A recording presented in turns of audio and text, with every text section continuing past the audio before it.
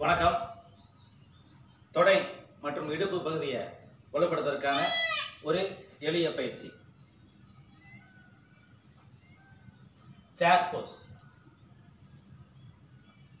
சேர் மாதிரி நம்ம செவுத்துல இந்த போஸ்ல இருக்கணும். கைகளை முன்னாடி நீட்டிக்குங்க. 1 minute, ஒரு நிமிஷம்.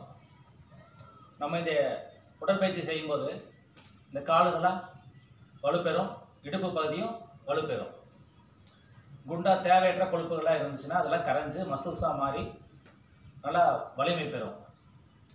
ஒரு நிமிஷம் இந்த பயிற்சியை டெய்லி பண்ணுங்க.